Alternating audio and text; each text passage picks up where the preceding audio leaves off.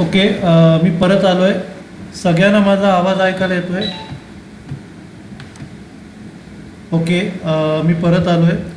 सगळ्यांना माझा आवाज ऐकायला येतो आहे? चॅटबॉक्सवर लिहा. हॅलो, सगळ्यांना माझा आवाज ऐकायला येतो आहे? ओके, सगळ्यांना स्क्रीन दिसतंय? स्क्रीन दिसतंय का सगळ्यांना? हॅलो, सगळ्यांना स्क्रीन दिसतंय? ओके, आपण स्टार्ट करूया. आता ओके, आता प्रॉब्लेम नाही आहे. नेटचा प्रॉब्लेम मगाशी होता, तर मी परत स्विच ऑफ केला कॉम्प्युटर. आता चालू झाला आहे कॉम्प्युटर. आता आपण स्टार्ट करूया. ओके, तर आता हा प्रॉब्लेम आहे. याच्यात तुम्हाला ॲडजस्टमेंट वरती दिले आहेत. जनरली ॲडजस्टमेंट खाली दिलेले असतात, तर तुम्हाला या प्रॉब्लेममध्ये ॲडजस्टमेंट वरती दिल्यात. ठीक आहे, काही प्रॉब्लेम नाही, आपण सॉल्व करू शकतो. तर आपण स्टार्ट करूया. पहिल्यांदा आता आपल्याला कॅपिटल अकाउंट दिलेला आहे. कॅपिटल अकाउंट कॅपिटलच्या क्रेडिटला येणार. पहिलं करंट अकाउंट ओपन केलं आहे, नंतर आपण कॅपिटल अकाउंट ओपन केलं आहे. तर कॅपिटलच्या क्रेडिटला bye balance brought down 50,000, 10,000, 5,000.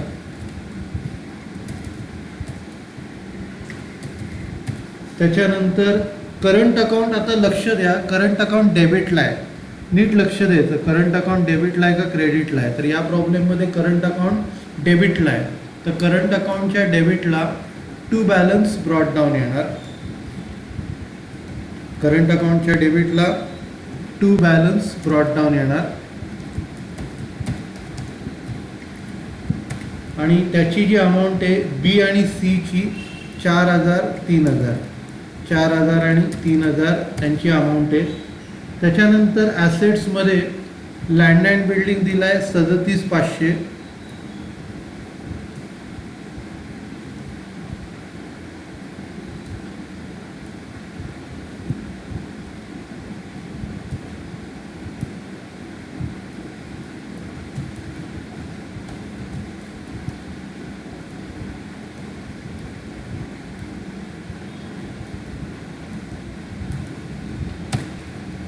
Land and building asset साईडला 37,500.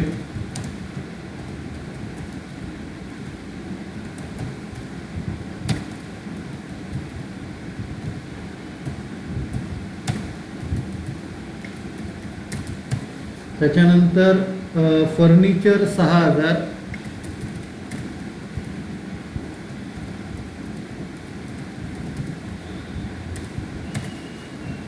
फर्निचर 6,000. नंतर हा जो स्टॉक दिला आहे तो क्लोजिंग स्टॉक आहे, कारण परचेस आणि सेल्स दिलेलं नाही आहे. आणि त्यांनी ग्रॉस प्रॉफिट पण दिला आहे, म्हणजे जो स्टॉक दिला आहे तो क्लोजिंग स्टॉक आहे. तो ॲसेट साईडला आहे. Closing stock 35,000.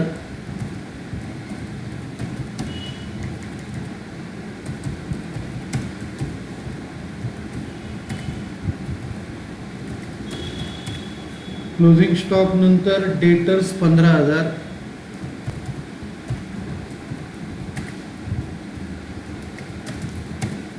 त्याच्यानंतर कॅश ॲट बँक 10,000.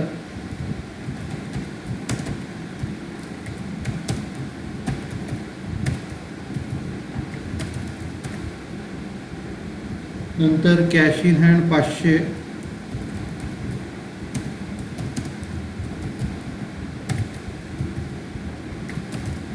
त्याच्यानंतर लायबिलिटीज दिल्यात. आता इथे कॅपिटल अकाउंट पण आहे, करंट अकाउंट पण आहे. मग लायबिलिटी साईडला 10 ओळी सोडा. 10 ओळी सोडून लायबिलिटीज 17,000.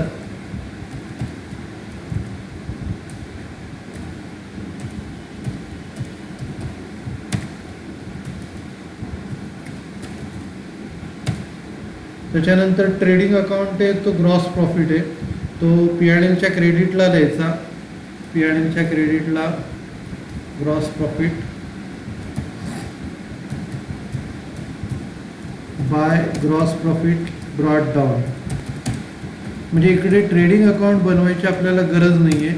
आपल्याला ग्रॉस प्रॉफिट डायरेक्टली दिलेला आहे. ट्रेडिंग अकाउंट आहे तो ग्रॉस प्रॉफिट आहे 52,000. त्याच्यानंतर खर्च दिलेत. Salaries to staff 8,000.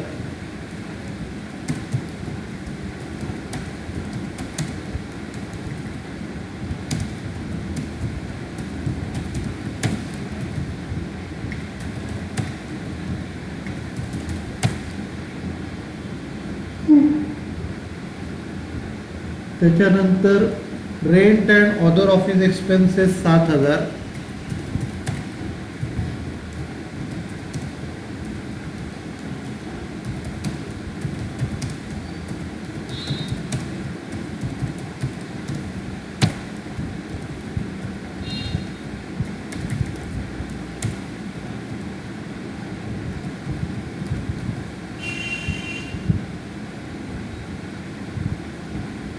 त्याच्यानंतर डेप्रिसिएशन 500.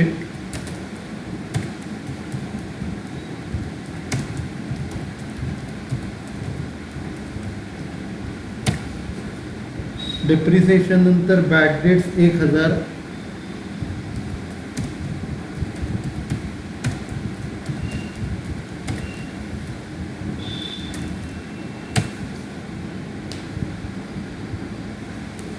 डेफर्ड रेव्हन्यू एक्सपेंडिचर, आता इथे पार्टनर रिटायर झाला आहे तर तो करंट अकाउंटमध्ये डिवाइड करायचं. करंट अकाउंटच्या डेबिटला टू डेफर्ड रेव्हेन्यू एक्सपेन्सेस.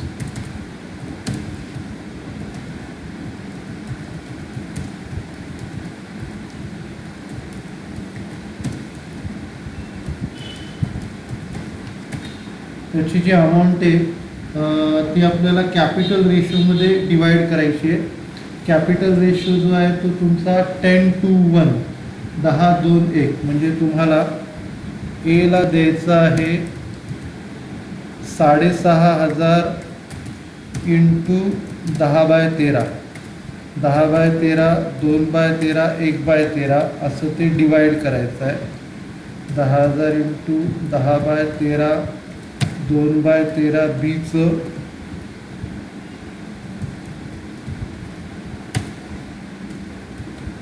आणि सीचं 1/13.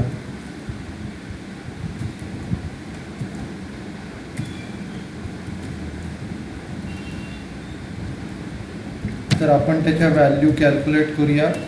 एचं 6,500 इंटू 10/13, एचं 5,000, बीचं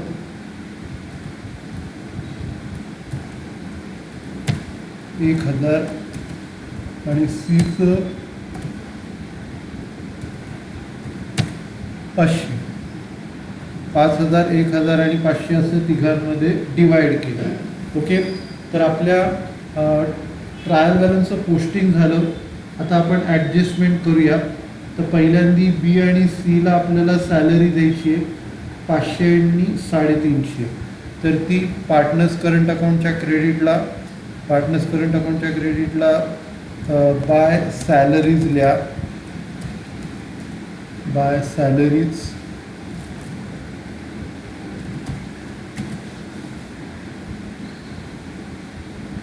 तर बीला 500 इंटू 12,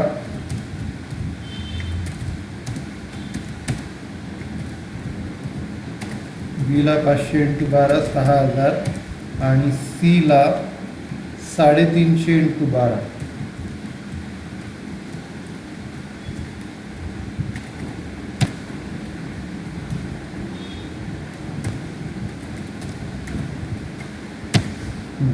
$6,000 आणि 4,200.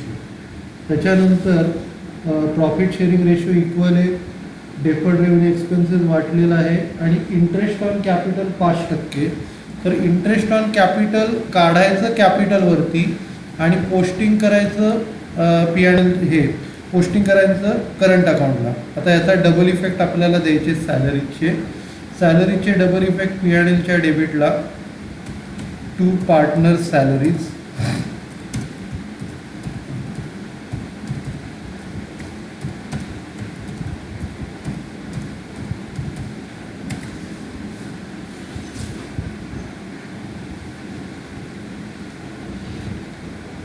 बीची 6,000 आणि सीची 4,200.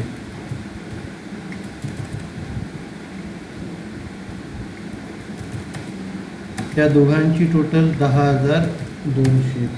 आता आपल्याला इंटरेस्ट ऑन कॅपिटल काढायचं आहे. इंटरेस्ट ऑन कॅपिटल करंट अकाउंटच्या क्रेडिटला, पण कॅल्क्युलेट करायचं कॅपिटलवरती.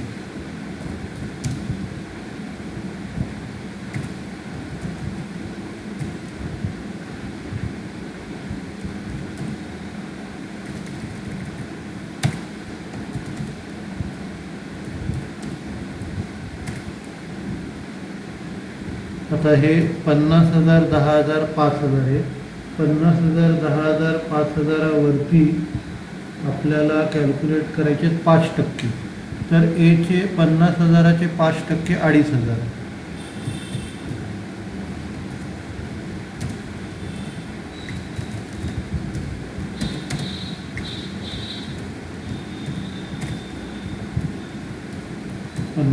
चे 5% 2,500. नंतर बीचे 10,000चे 5% 500.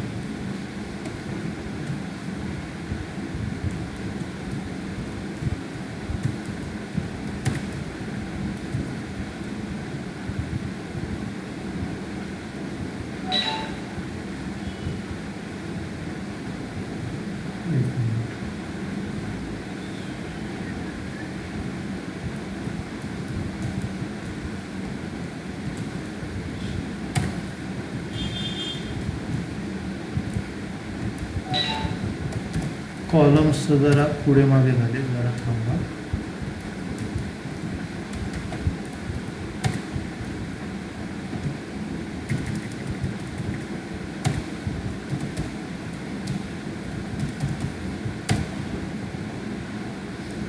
इकडे काय बी आणि सीचं कॅपिटल आहे.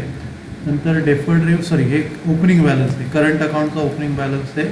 त्याच्यानंतर हे डेफर्ड रेव्हन्यू एक्सपेंडिचर तिघांना वाटलं आहे. नंतर हे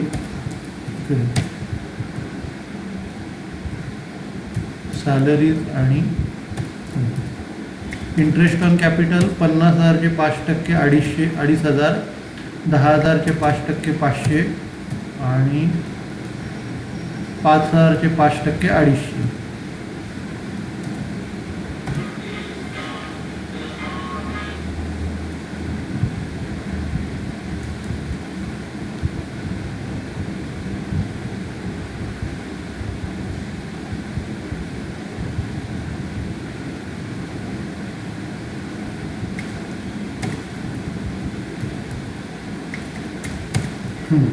तर आपण काय केलं, इंटरेस्ट ऑन कॅपिटल 50,000चे 5% 2,500, 10,000चे 5% 500 आणि 5,000चे 5% 250 असे आपण घेतले.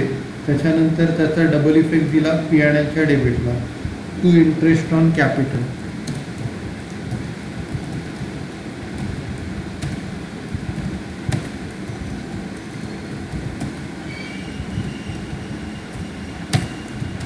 ए, बी आणि सी 2,500, 500, 250.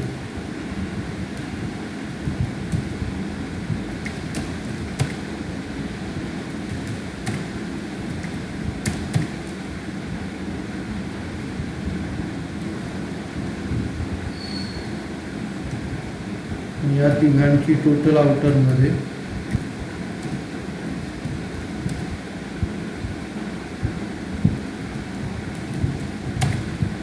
3,250.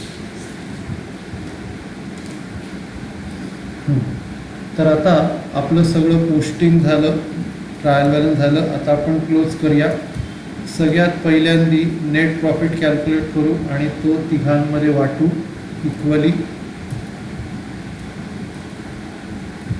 तर इथे P&Lची क्रेडिटची टोटल घेऊया.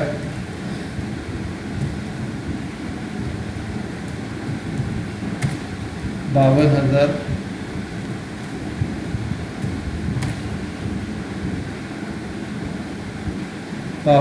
मधनं P&Lची डेबिट साईड आपण मायनस करू.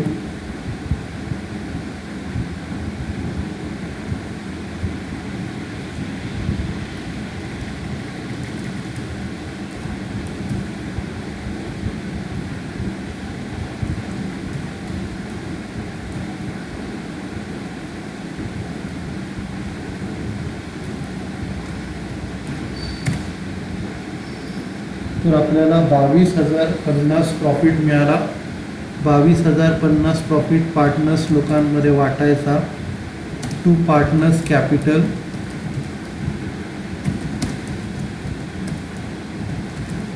इक्वली वाटायचा आहे तिघांमध्ये. एला 22,050 इंटू 1/3 1/3 असा तिघांना मिळेल.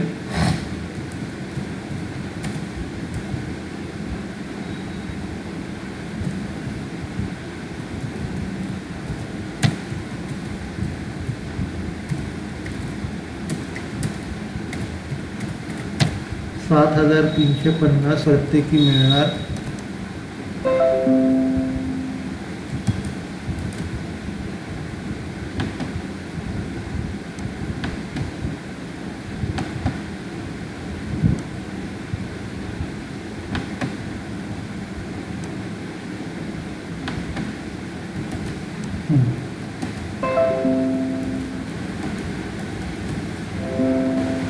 $7,350 प्रत्येकी मिळणार. आता आपण एक क्लोज करूया.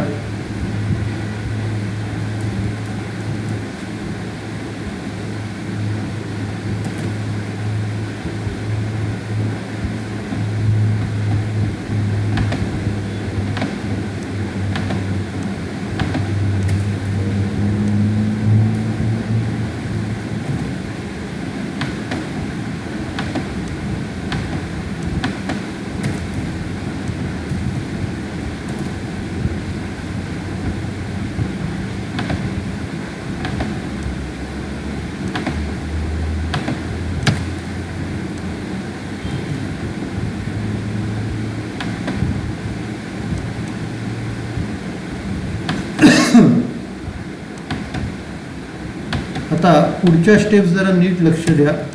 आता हा जो प्रॉफिट आपण काढला आहे हा पहिला पार्टनर्स करंट अकाउंटला, कॅपिटल अकाउंटला नाही, करंट अकाउंटला जाणार.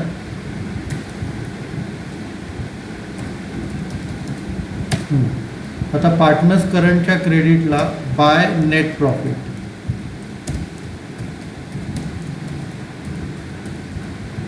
बाय नेट प्रॉफिट प्रत्येकी 7,350.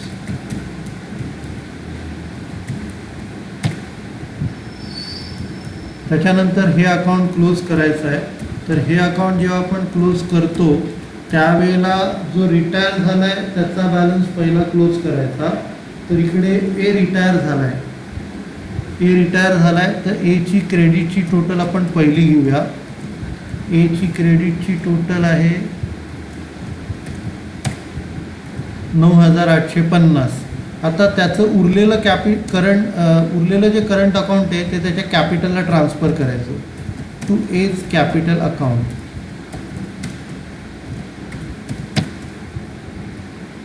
नीट लक्ष द्या, आपण एचं अकाउंट क्लोज करतोय कारण तो रिटायर झाला आहे. तर आपण एचं करंट अकाउंट त्याच्या कॅपिटलला ट्रान्सफर करायचं. 9,850 मधनं 5,000 गेले, 4,850. 4,850 हे त्याच्या कॅपिटलला ट्रान्सफर करतोय. तर इथे काय लिहायचं, बाय एज करंट अकाउंट.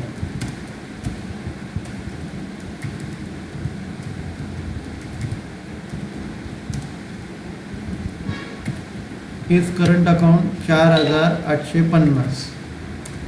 तर आपण काय केलं, फक्त एचं क्लोज केलं आणि त्याचा बॅलन्स कॅपिटलला टाकला. आता त्याचा बॅलन्स कॅपिटलला टाकल्यानंतर एचा जो बॅलन्स राहील तो त्याच्या लोनला ट्रान्सफर करायचा. आपण 12वीत असताना बघितलं आहे रिटायरमेंटच्या टॉपिकमध्ये, जर समजा कोण जर रिटायर होत असेल तर त्याचा कॅपिटलचा बॅलन्स आपण लोनला टाकतो. तर त्याचा कॅपिटलचा बॅलन्स आपण लोनला टाकायचा. To as loan.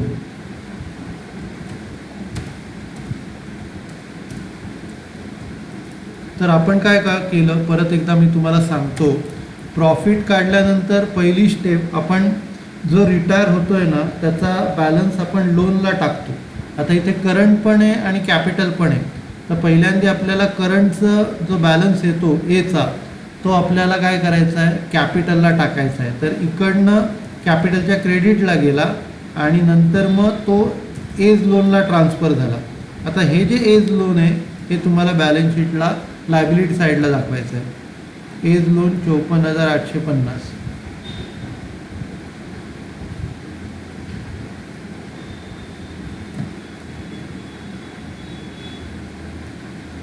तर इकडे लायबिलिटी साईडला एज लोन 54,850.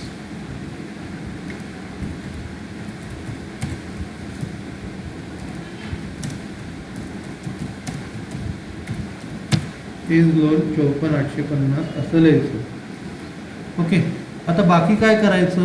आता बाकीचे जे बॅलन्स आहेत बी आणि सीचा तो आपल्याला कॅरी फॉरवर्ड करायचा. रिपीट करतो. हे बघ, काय केलं, पहिलं एचा बॅलन्स काढला. करंट अकाउंटचा बॅलन्स किती आला, 4,850. हा कुठे टाकला, कॅपिटलला टाकला. कुठे टाकला, कॅपिटलला. ठीक आहे.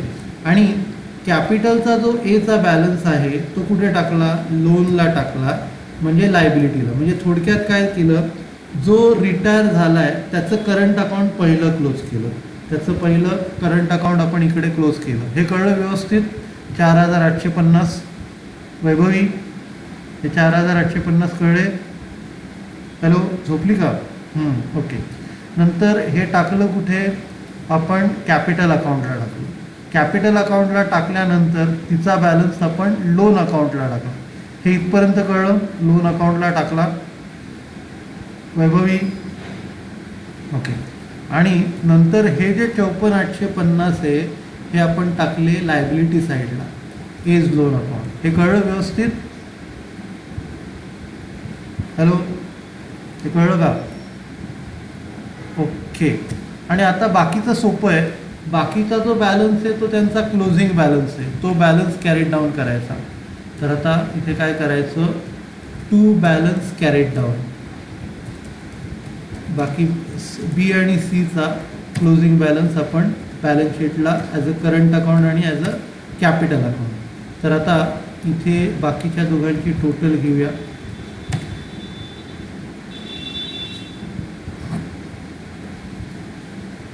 $13,850 आणि 11,800 हे ट्रान्सफर करूया आपण इकडे.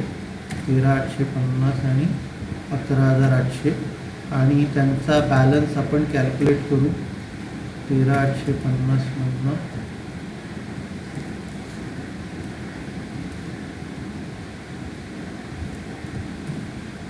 तर हा 8,850 आला आणि हा 8,300. तर हे करंट अकाउंटचे बॅलन्स आपल्याला बॅलन्स शीटला ट्रान्सफर करायचे.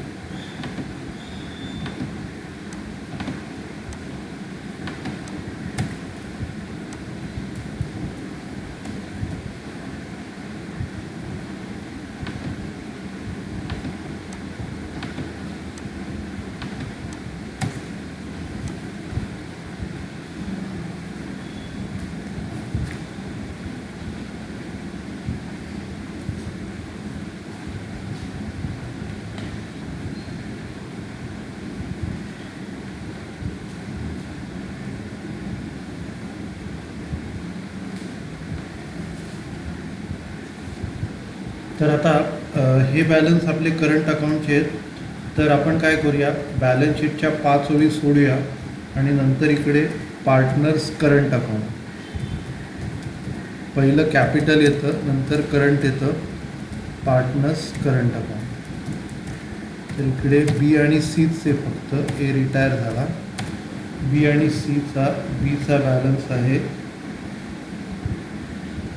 ओके. सर लायबिलिटीजला का टाकले. ओके. आता कसं आहे माहिती आहे का, ए रिटायर झाला आहे. त्याला जे पैसे आपल्याला द्यायचे आहेत, त्याचं जे कॅपिटल आपल्याला परत रिटर्न करायचं आहे, ती आपली काय झाली, लायबिलिटी झाली ना. ते पैसे आपल्याला रिटर्न करायचे आहेत. तो रिटायर झाला आहे, तर त्याचं जे लोन होतं ते कुठे टाकणार पल्लवी. त्याला पैसे आपल्याला द्यायचे बाकी आहेत, तर ते कुठे टाकणार पल्लवी. जागी आहेस का झोपली. कुठे टाकणार, लायबिलिटीला. ही आपली 12वीची ॲडजस्टमेंट आहे. रिटायरमेंटच्या चॅप्टरमध्ये असंच करायचो. रिटायरमेंटच्या चॅप्टरमध्ये रिटायर झाल्यानंतर त्याचा जो कॅपिटलचा बॅलन्स राहतो तो आपण कुठे टाकतो, लोनला टाकतो. हे जे टॉपिक्स आहेत ना, हे रिमिक्स टॉपिक आहेत. म्हणजे admission final account, retirement final account, नंतर आता डेट फायनल अकाउंट, असे रिमिक्स केलेले टॉपिक आहेत. असं व्यवस्थित कळलं पल्लवी? ओके. त्याच्यानंतर आता बीचा जो करंट अकाउंटचा बॅलन्स आहे 8,850, सीचा करंट अकाउंटचा बॅलन्स आहे 8,300. ठीक आहे. तर हे आपलं करंट अकाउंट क्लोज झालं. आता तसंच कॅपिटल अकाउंट पण क्लोज करायचा, त्यांचा बॅलन्स पण बॅलन्स शीटला जाईल. तर आता याची टोटल घेऊया 10,000, याची पण टोटल घेऊया 5,000, ही इथे ट्रान्सफर करू 10,000,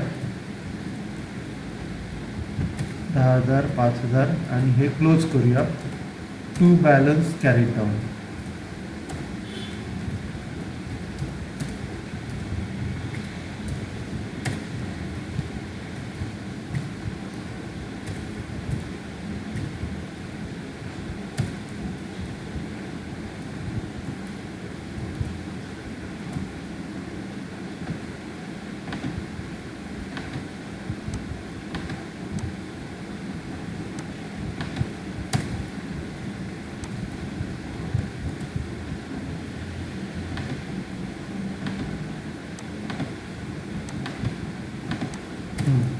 तर कॅपिटलचे जे बॅलन्स आले 10,000 आणि 5,000 ते लायबिलिटी साईडला टाकायचे. पार्टनर्स कॅपिटल अकाउंट,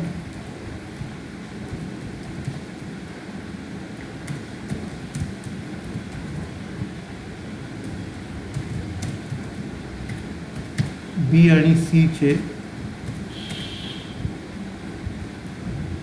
बीचे 10,000, सीचे 5,000, टोटल 15,000. आता देवाचं नाव घेऊया आणि बॅलन्स शीट टॅली करू. करंट अकाउंटची टोटल घेतली नाही ना आपण. करंट अकाउंटची टोटल घेऊया.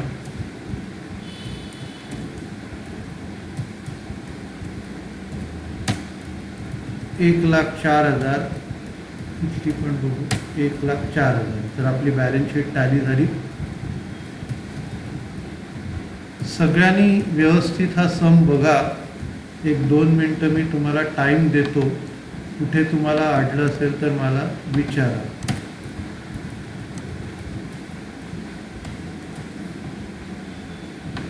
सगळ्या ॲडजस्टमेंट बघा. सगळ्या ॲडजस्टमेंट तुम्हाला कळल्यात का?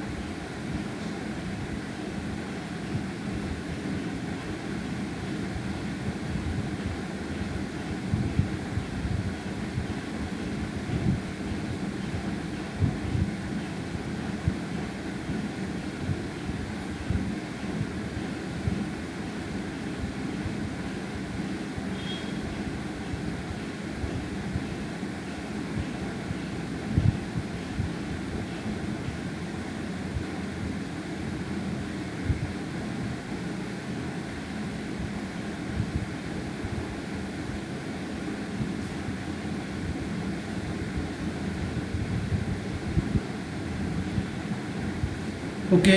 सगळ्यांना कळला का प्रॉब्लेम व्यवस्थित? हॅलो, सगळ्यांना कळला का प्रॉब्लेम व्यवस्थित? सगळे झोपले का, जागे आहेत? ओके. हां, एक 5-10 मिनिटात आपण एफ सीचं लेक्चर चालू करूया. जरा तुम्ही आराम करा.